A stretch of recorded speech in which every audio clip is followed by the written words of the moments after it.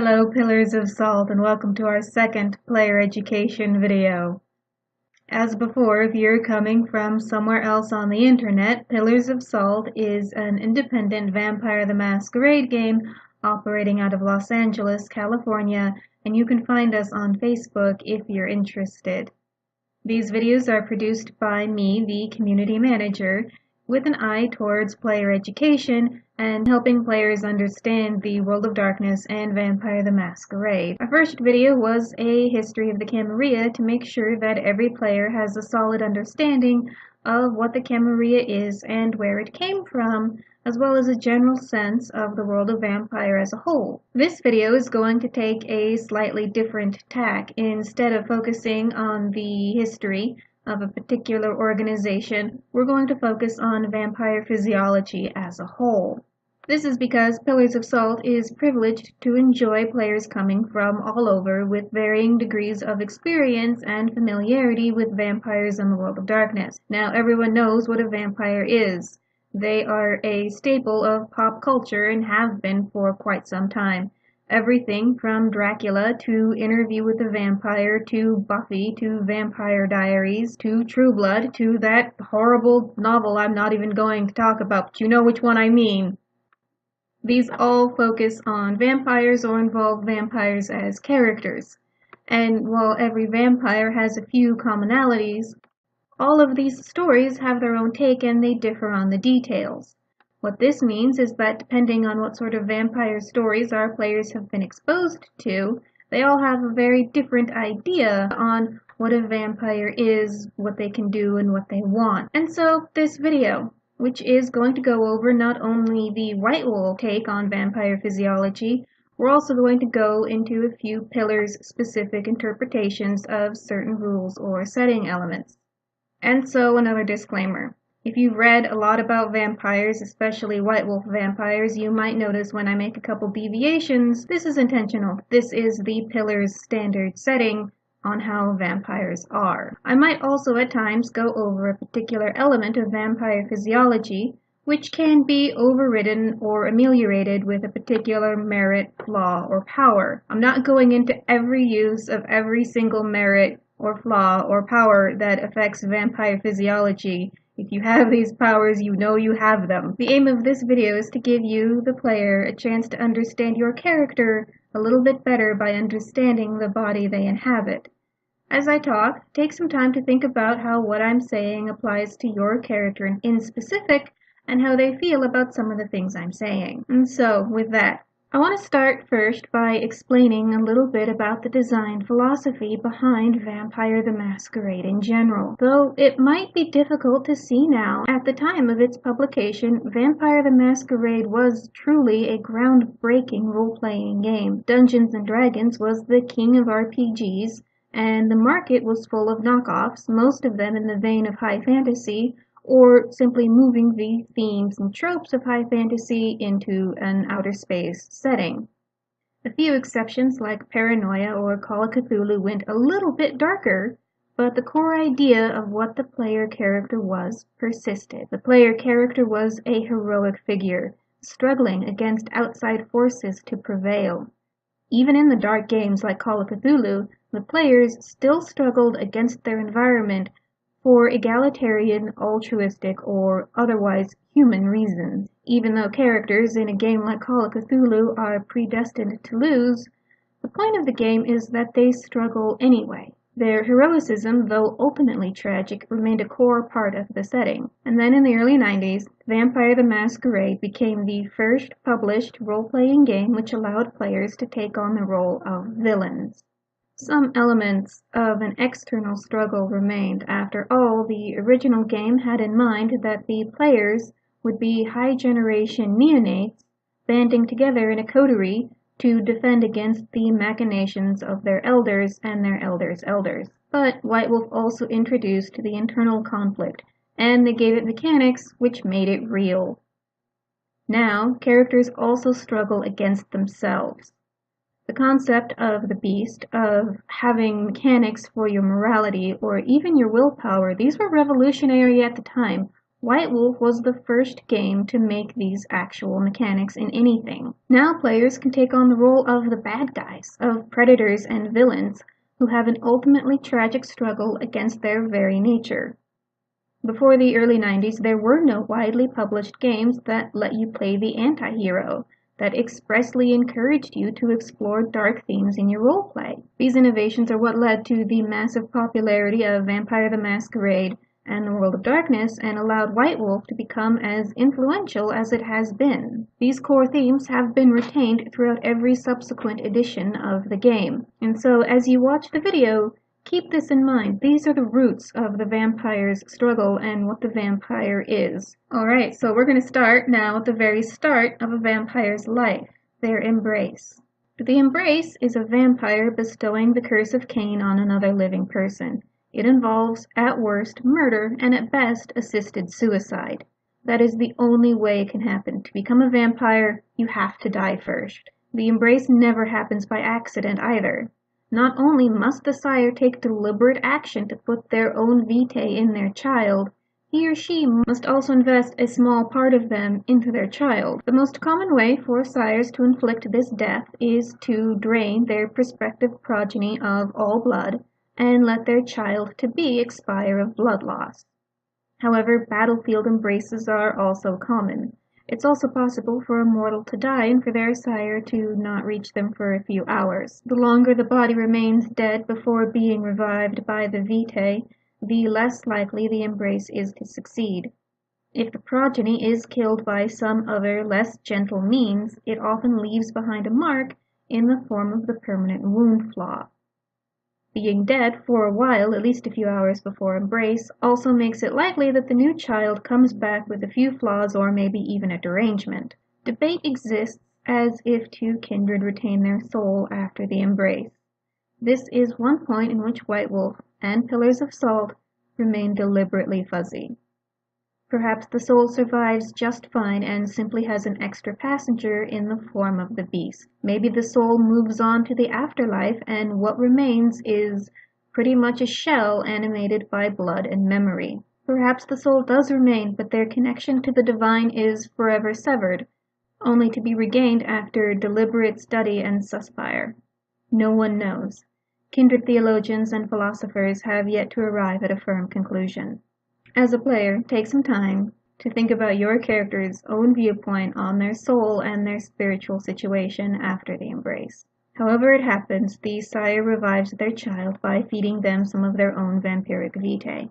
This vitae carries the curse of Cain and everything which goes with it, but it's always a little more diluted. This is another thing which no one understands completely, especially the Camarilla, which wholeheartedly rejects the notion of Cain. But the actual act. Some sires may turn it into a special occasion, primping and beautifying their child before bestowing eternity upon them. Other sires, ones with a more spiritual bent, may turn it into a religious ceremony of sorts. However, no matter how much set dressing a sire gives, the truth remains. The embrace is painful, scary, and bloody. Few kindred are able to remember their embrace in detail without acknowledging the pain and the horror they went through. Some, especially elders or those who have taken a path of enlightenment, have forgotten their embrace entirely and repress all memory of it. Again, take some time to ponder what your character thinks of their own embrace. Let's go into a little more detail and think about how your character reacts to this being done to them. First, likely, unless your death was a surprise, you will feel yourself die. It takes a while to die of blood loss. Then, as the vitae of your sire works its way through your system, every bodily fluid you have will be replaced by blood. Your last meal comes up and your bowels will evacuate, both very violently. Every drop of sweat shakes itself free of you. You weep out every tear in your tear ducts as your sire's vitae works its terrible magic. Your fangs grow as the hunger sets in, a terrible yearning for blood. A lot of very new children don't understand this hunger or what they want in the moment. They just know that they want something and that they want it desperately, and they're going to die again if they don't get it. A wise sire has blood stored nearby, either in containers or in the bodies of people who won't be missed. And it is imperative that these are people who will not be missed. Most new childer frenzy almost immediately upon embrace, and have no control as they take their first meal. Sometimes the embrace takes only a single night. Sometimes it takes a few nights much longer. Nosferatu embraces frequently take more than one night as the body of the child twists and deforms in submission to Cain's curse on their clan founder. Malkavians also take a few nights, only it is their mind twisting instead of their body. As the nights after their embrace go on, the hunger doesn't abate. The child simply, hopefully, gets better at learning how to control it. The new sire must dedicate all of their time, all of their effort, and all of their attention on these new childer. They must be patiently taught how to hunt and how to feed safely, and how to resist the siren call of the beast to wantonly destroy. Certain merits and flaws may manifest during this period, particularly personal masquerade and whisper of life, especially, but not exclusively, if the new child can refrain from giving in to the beast and taking the lives of those they prey upon. As profound as the physical changes are which transform a human into vampire, even more profound are the spiritual ones, the beast. The beast may be an extra supernatural passenger carried in the vitae, or it could be the result of the process of the embrace lowering a vampire's inhibitions. Again, no one is quite sure. However, the beast, the spiritual dimension of the curse of Cain, exists in every vampire. It is a powerful force, urging the vampire to hunt, feed, and kill, to own and destroy. It is a territorial creature. Threaten what the beast believes belongs to it, and it will lash out to ruin the interloper. But the beast is cunning and knows that not every conflict is physical. The beast can tempt the vampire into social, mental, or emotional violence, as satisfied with a cutting remark as with a stab wound. This is the burden every sire lays on their child. If the beast wins too often, wassail looms. A vampire in wassail is a rabid, irredeemable creature who must be quickly and mercilessly put down. A vampire can lose some parts of their humanity and still come back from that. There is no coming back from wassail, ever.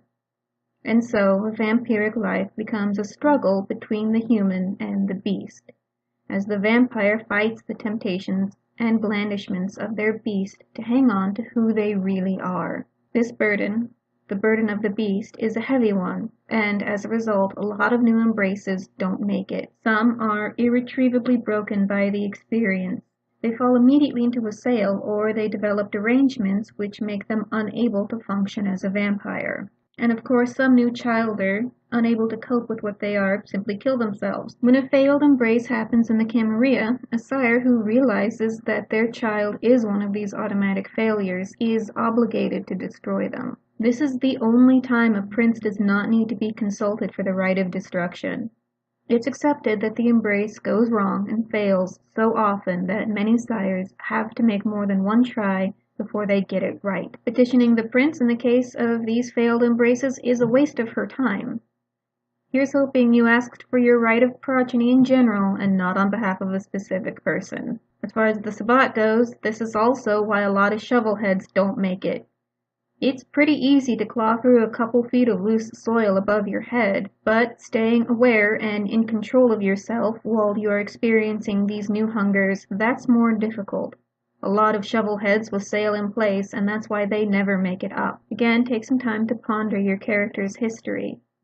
Have they ever sired one of these failed embraces? Maybe they were forced to watch as this happened to a potential broodmate of theirs. How does knowing that this happens influence your character's view on the embrace, on taking a child, on creating new progeny? So, the new child has survived their first week or so of being a vampire.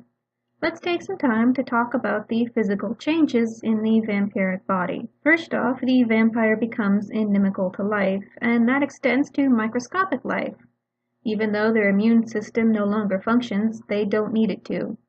Germs die before they're able to infect the vampire or provoke any sort of symptoms.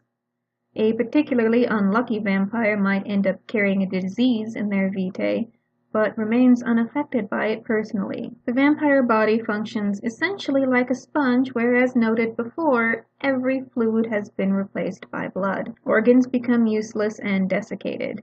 Blood is ingested through the mouth and then goes to the stomach, but isn't digested like human food. Instead, it seeps out through the tissues and into the rest of the vampire's body. Vampires have incredible control over this blood and therefore over their whole body. Elders, those with very potent blood, are able to store more blood in their tissues. Or perhaps they are simply able to be more efficient with the blood they have. Go consult Dr. Netchurch in Boston if you would like to learn more. Every night at sunset, a vampire must expend a certain amount of vitae to awaken.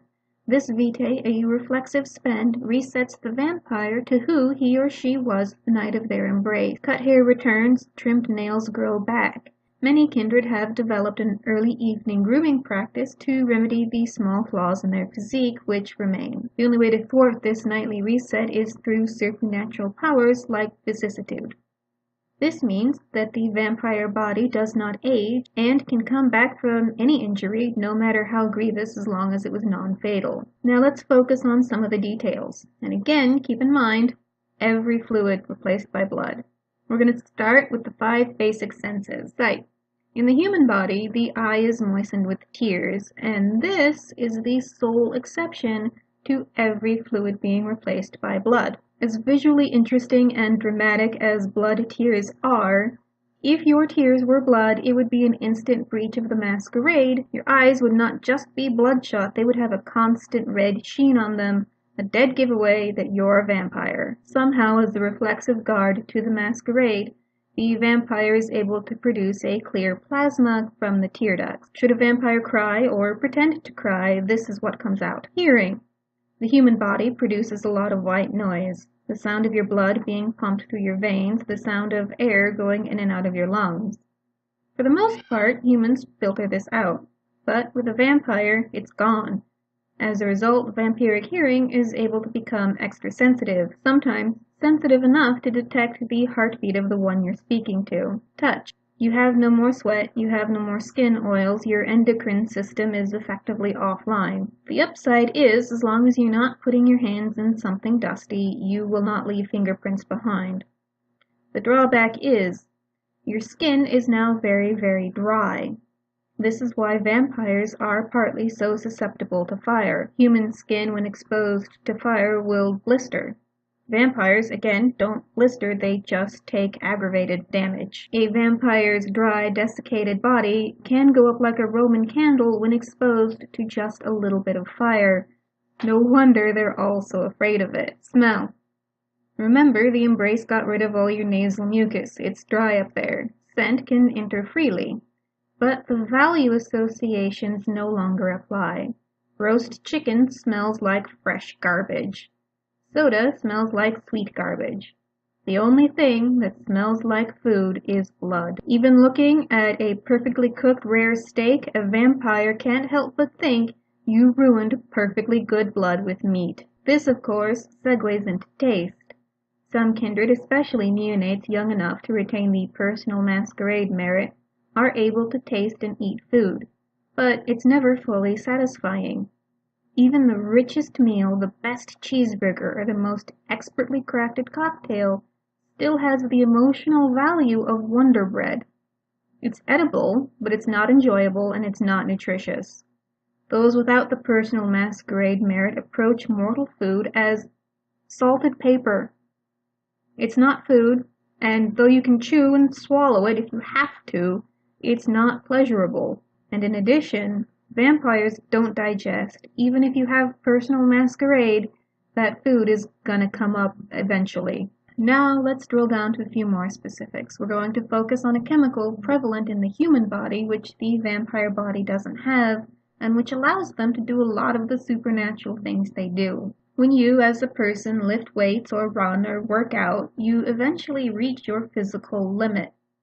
This is due to the buildup of lactic acid in your muscles. Think about how fast you can run at an all-out sprint. You can probably only maintain that speed for about 10 seconds, maybe 30 if you're a regular runner. Now, at the end of those 10 to 30 seconds, your body will force you to slow down, and when that happens, it is the lactic acid doing that. But vampires don't have any lactic acid, just blood. What this means is that a vampire can run at that sprint all night long. They can lift weights all night long, and they will never get weary or fatigued or tired. A vampire might come to the point of mental or emotional exhaustion, but they will never be physically tired. Vampires don't sleep or nap or doze. They don't even dream outside of those unlucky few who have the nightmares flaw. It should be noted then that if you buy up your physical traits, you're not working out and becoming better. Instead, what you're doing is you're unlocking your full potential as an undead creature. Moving on from the physical now to the emotional. Human emotions like joy and love and contentment are the result of hormones: dopamine, serotonin, and oxytocin. Remember though, these hormones don't exist in the kindred body. It's all blood, which means vampiric emotions are driven by vitae, which means they're driven by the beast. The beast wants you to feel these baser emotions, desires to destroy and consume. Ponder the different types of frenzy. Fear frenzy when exposed to fire or sunlight, hunger frenzy when low on blood, anger frenzy when you've been provoked. These frenzies are when the beast takes over completely for a short period of time. And these frenzies also indicate the emotions that a kindred can feel honestly and authentically. Fear, rage, and hunger. Feeling higher, more humane emotions is more difficult. The kindred is at best experiencing a memory of when he or she felt love or joy or warmth as a mortal. And even when a kindred does feel these things, the beast is still there. Imagine your character looking at a beautiful painting, one that moves them. They will have an emotional reaction to this painting, and it could in fact be a very humane one. But now your beast wants to own it and possess it, or demonstrate mastery over it by destroying it. Now you might not necessarily give in to your beast. After all, the primary struggle of your existence is to fight against the beast, but those feelings are still there. Alright, now we're going to get a little racy into vampire sex ed. First off, vampires can't get pregnant. Their bodies are sterile and infertile, incapable of sustaining life. The only way to become a parent as a vampire is through the embrace. There are some rumors of certain thin-blooded vampires becoming pregnant and carrying the baby to term. But these are, first off, only rumors, and secondly, a thin blood having a baby is another sign of impending Gehenna. So most kindred absolutely do not want to talk about kindred pregnancy. When it comes to the actual act of intercourse, vampires can spend a blood to go through the motions, but it is not and never will be as satisfying as when one was mortal.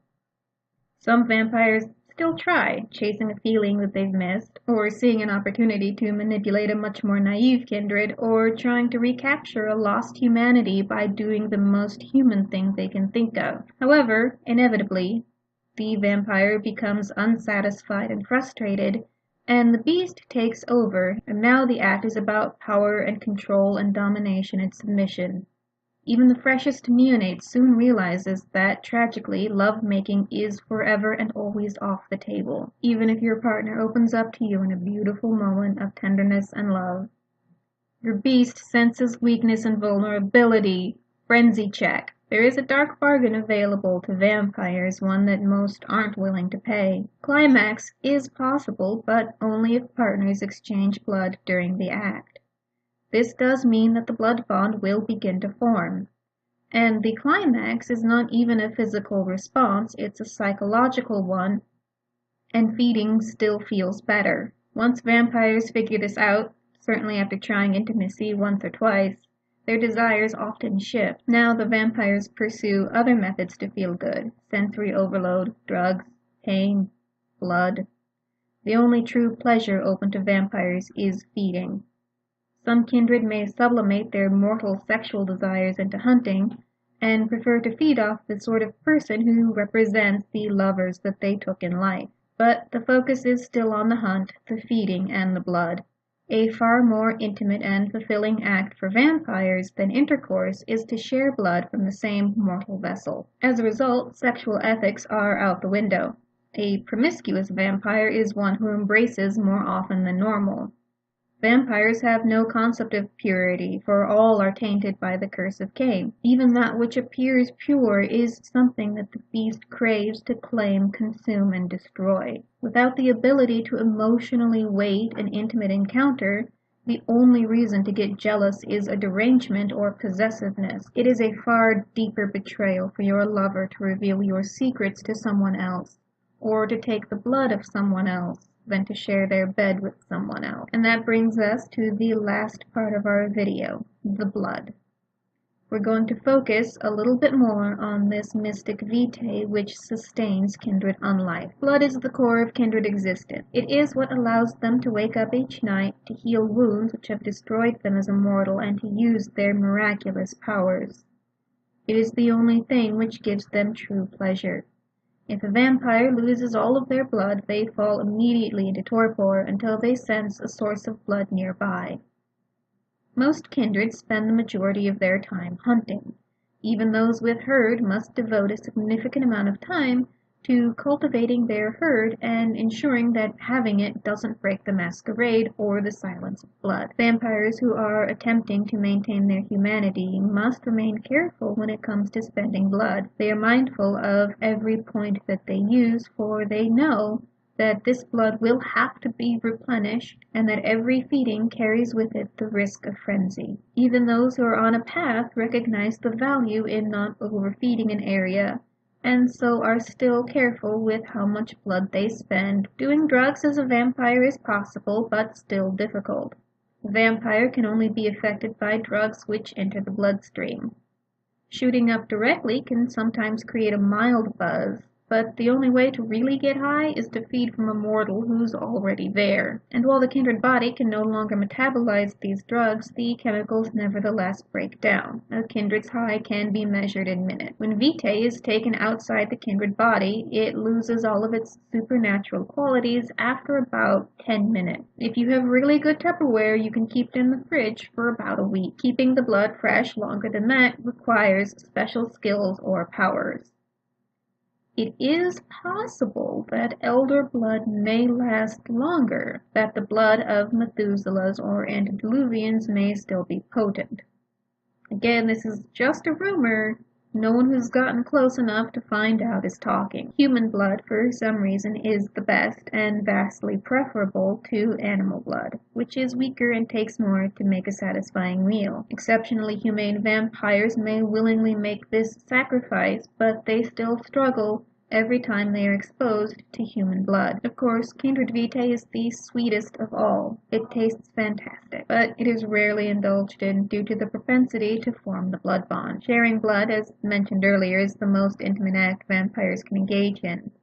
The vitae carries a supernatural connection to the vampire it came from. When a vampire drinks from another, either directly or through the magical filter of the Vaulderie, the supernatural quality of the vitae allows it to take the place of the missing oxytocin in the vampire's brain. This means that this vitae interferes with the vampire's thoughts, making them increasingly more obsessed and irrational the more blood they ingest. This even extends to humans who find that vampiric vitae interferes with their emotions to the same degree, and also gives them some small measure of vampiric power, slower aging, and slight access to their dominator's powers of the blood. And sometimes this is necessary, such as in the case of teaching disciplines. Sire's disciplines are carried in their own vitae, transmitted to their child at the time of the embrace. Learning outside your bloodline requires more study and another draft of blood to attune the student's body to the teacher's powers of the blood. Because of everything the blood does, because of everything it is, because of how precious and rare and difficult it is to obtain,